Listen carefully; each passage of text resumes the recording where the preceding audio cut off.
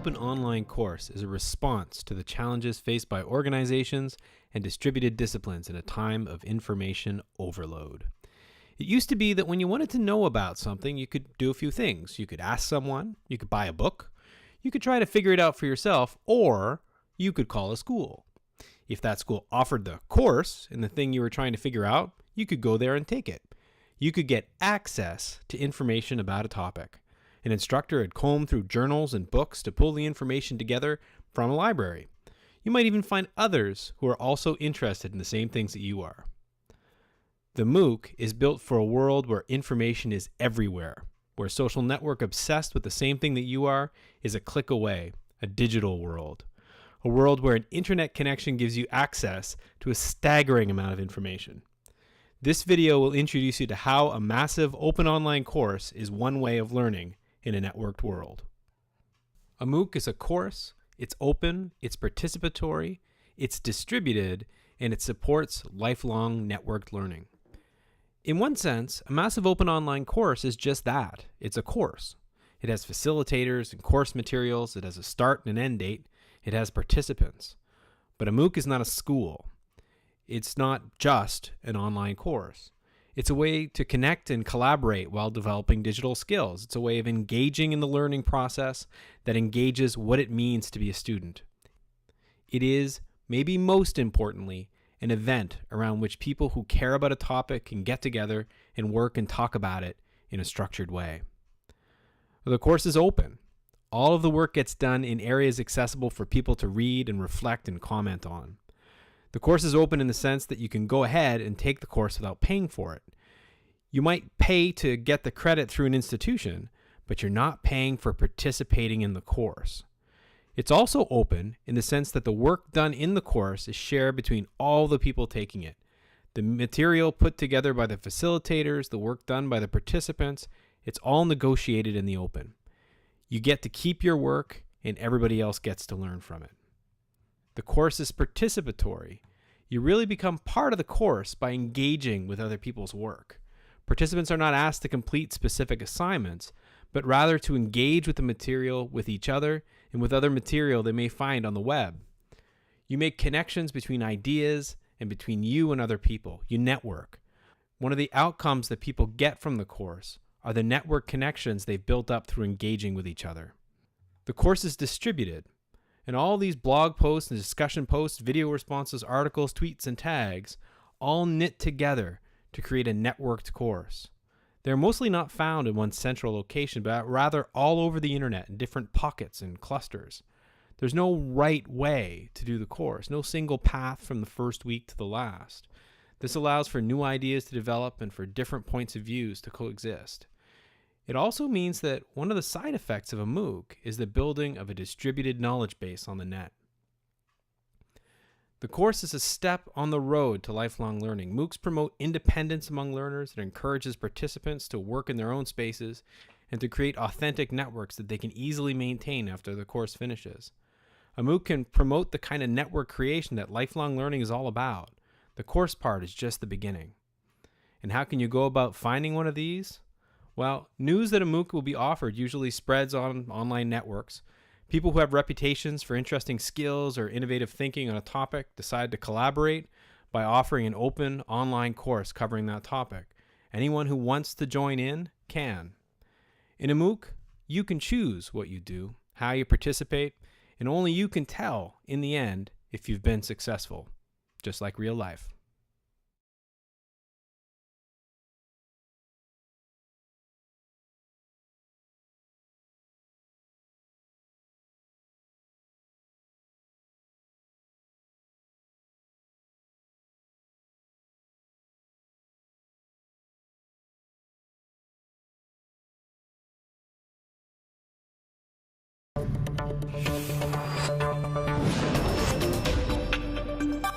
Education is changing, and it's changing fast. Tonight, we begin a new series on The National, The Education Revolution. Lesson number 1, the Mooc. It's a catchy acronym for something called the Massive Open Online Course. Moocs are in their infancy, but their potential is huge. They're affecting the way teachers teach and the way students learn. That's because Moocs can fill a classroom with 1 billion brains. The CBC's Duncan McHugh has our story. On the venerable UBC campus, an experiment is underway that may change higher learning forever. Rosie Redfield, one of Canada's leading microbiologists, a professor for some 20 years, has long fretted over how few have access to science. Then she heard of massively open online courses, nicknamed Moocs. I went to the dean and said, I want to teach a Mooc. I want to teach this Mooc.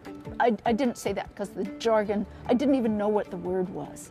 I just knew that suddenly there was the possibility of teaching a course to the world.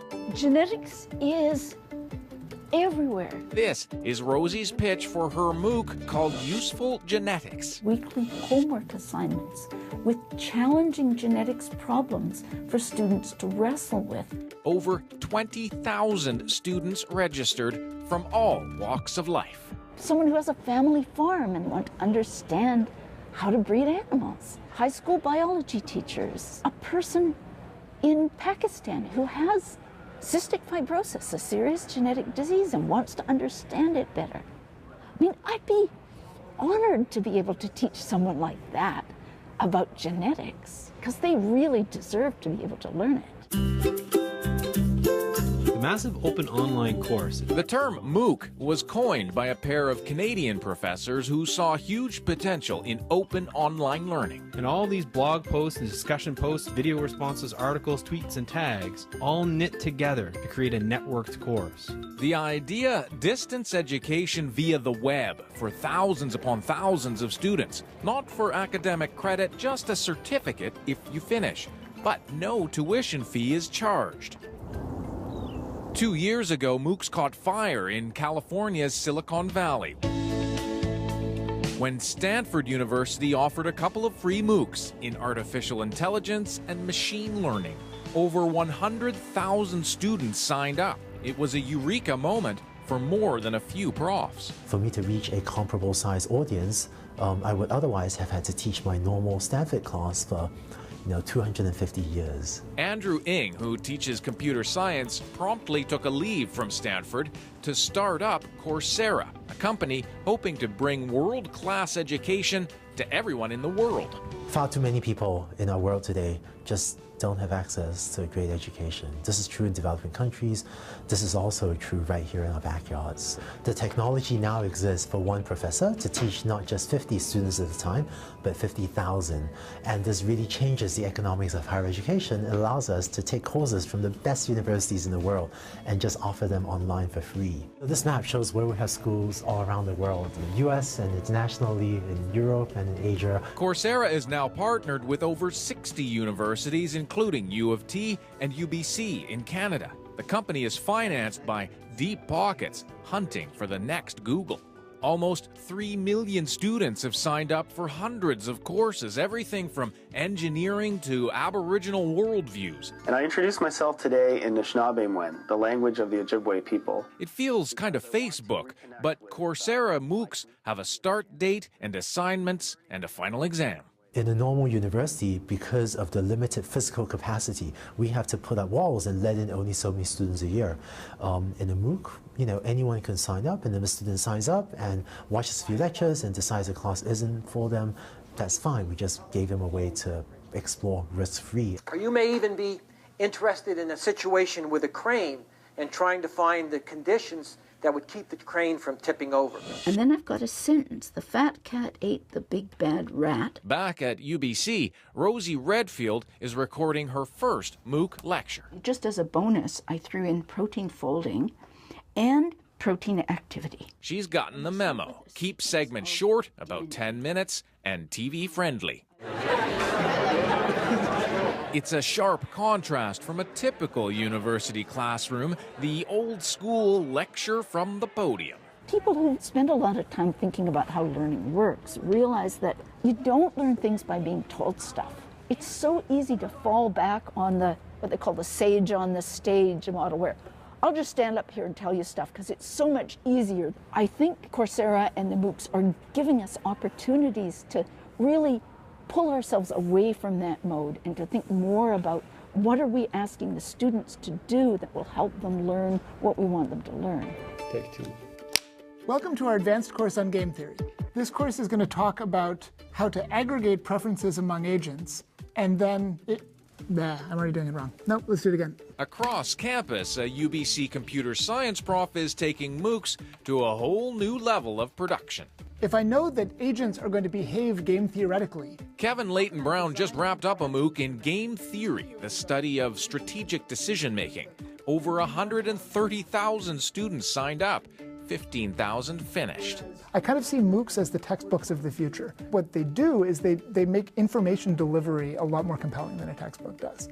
And so, we essentially, I think, see our MOOC as a way of taking this textbook that we've written and basically putting it into its next incarnation in a form that maybe doesn't entirely replace the textbook, but makes it accessible to a much broader group of people. Let me tell you a little bit more about what game theory isn't. With 2 MOOCs under their belts, Leighton Brown and his Stanford co-teachers are learning what works and what doesn't. But problems like this one are what game theorists call games. Because his UBC students watch his MOOC lectures at home, Leighton Brown now devotes class time to working through challenges or one-on-one attention. It's called flipping the classroom. It's not that important whether your plan is right. It's important whether your plan is of the right form so that you can study it and decide whether it's right. If you get to a place where all of the students have already seen the video, they already know the core content of the course, you can really make it interactive, you can find out where people are getting stuck, you can have them work with each other. I think this is a much more compelling kind of education than everyone just sort of sitting there and watching a show. Discussion forums are a key feature of MOOCs. On a massive scale, it can turn into anarchy, but the game theory course hosts weekly online hangouts where small groups of students and profs get to chat. Several questions on the forum. Is there any relation between these two? Experienced game theory used practically. Caltech, a number of years ago, ran a series of experiments. And students organize their own online study groups. There's no question that, you get 130,000 people together in a course that they're paying $0 for. And the level of service you can provide them is different from a course where everyone's paying tuition and you've got 25 students. But I think ultimately we're going to find technical solutions to these problems. I think the internet has proven itself pretty good at managing really large-scale discussions between people, doing kind of information dissemination. Indeed, game theory disseminated to the far corners of the North Atlantic, the remote and picturesque Faroe Islands, where Peter Smedskar enrolled, hoping to find solutions to the island's brain drain, studying game theory and other courses while on a fishing boat. He talked to me via the internet. Even out there, I have an internet connection, and it's nice to be able to work 6 hours on the deck, and in the 6 hours I have off for rest and whatever else, I can catch a few videos on a course. I would never be able to afford most of these courses, not on my budget. MOOCs, they opened up a world of opportunity, a world of knowledge that I would never have access to up here. MOOCs certainly face growing pains. How do you effectively mark that many students? What if they cheat? And how long will MOOCs stay free? Coursera brags it's growing faster than Facebook. Others are leaping on the MOOC bandwagon. Millions upon millions of students means vast potential profit. It brings to mind the question of whether or not people really play the way that we are predicting. And Stanford professor Matt Jackson, prepping his next game theory MOOC, observes educators and venture capitalists share common interest in free education in these early days. But when you look at education and so forth, for years, a lot of the monetization has come through certifying that people have passed certain courses, so granting degrees. Here, there's something which ultimately people are used to paying for. And so the content isn't something where they expect to get it for free and anticipate that it'll always be offered for free. Who will pay that price? Maybe employers eager to access a giant database of MOOC grads with proven job-friendly skills. Maybe students wanting a MOOC certificate to beef up a resume. Maybe just a blanket $5 Mooc sign-up fee. If we're unable to serve the neediest people in our society, those that don't even have a credit card, much less $5, then, you know, I'm just not interested, just speaking as an educator.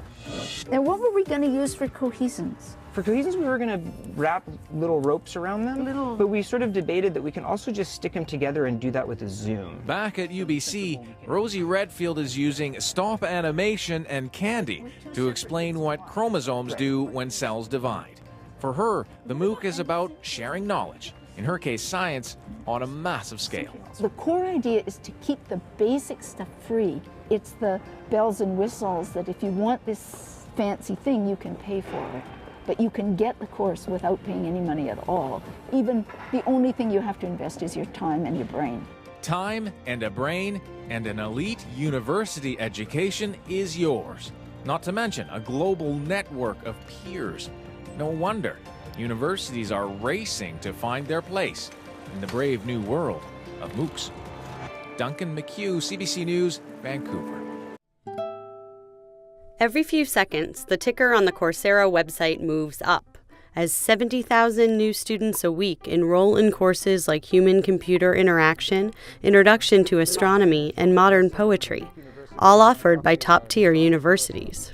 I've been teaching a class similar to this at Duke for 10 years, and I'm excited about the opportunity to offer it to many more students through this online venue. Welcome to the brave new world of massive open online courses, known as MOOCs, a tool for democratizing higher education.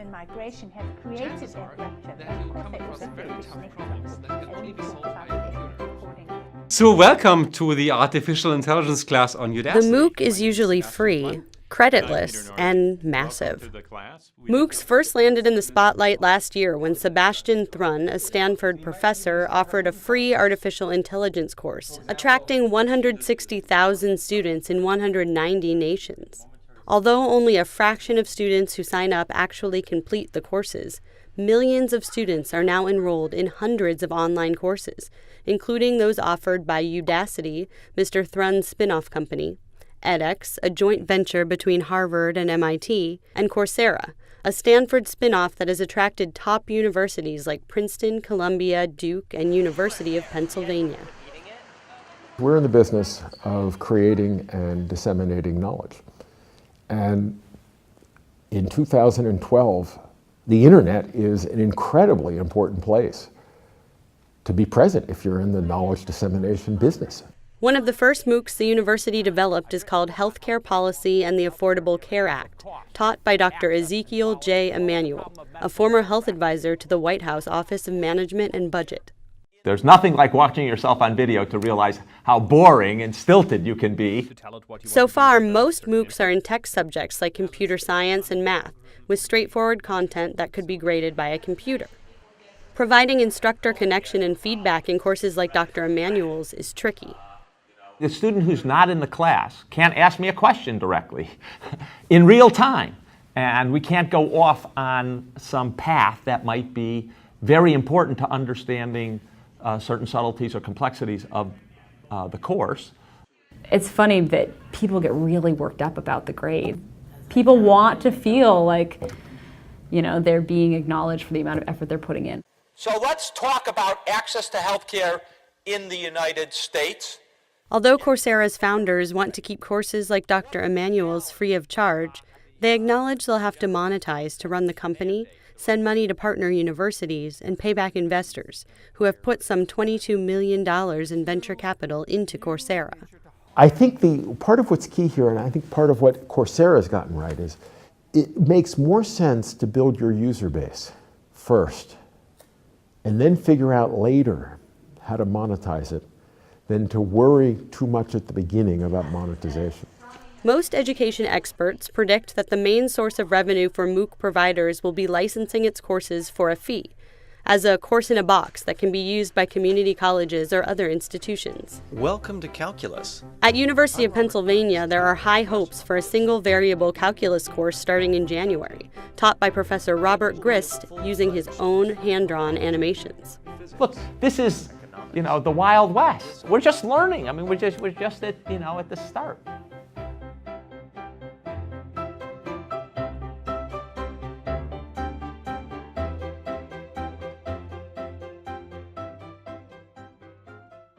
start to talk about the Moocs, Coursera seems to be the primary company that comes up when we talk about where to find these courses.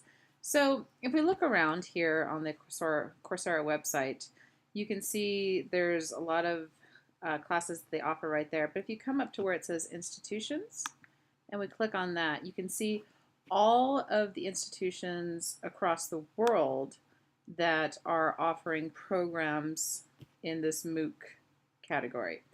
We can scroll down and just simply select the United States schools.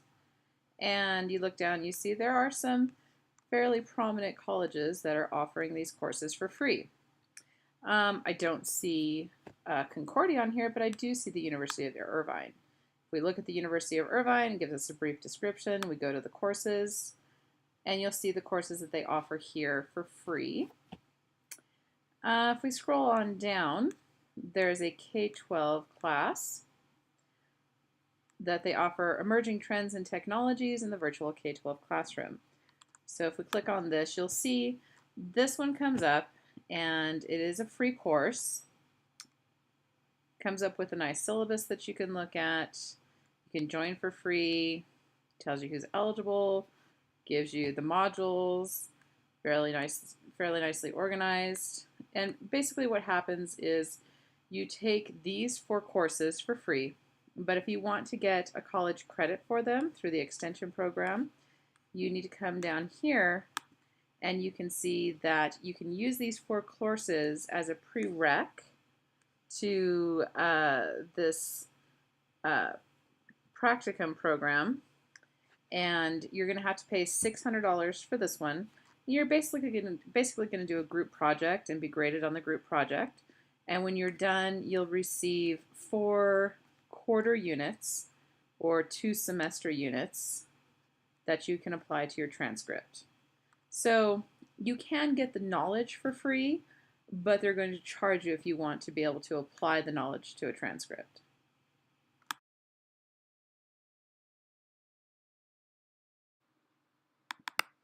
So when we talk about the effectiveness of MOOCs, I think we're talking about 2 different areas. I think there's whether or not they are effectively giving people knowledge, or whether or not they're effectively giving people knowledge that they are going to get hired with. And I think those are the 2 standards that we look at here. Now, if we are just trying to better society and just present free knowledge to everyone in the world, I think these are doing a great job. But if we're taking this information and hoping that this is going to replace future classrooms, I'm not quite sure that we're there yet. So here's some information for you to look at, and you can decide how effective you think these are and which way we're going with these.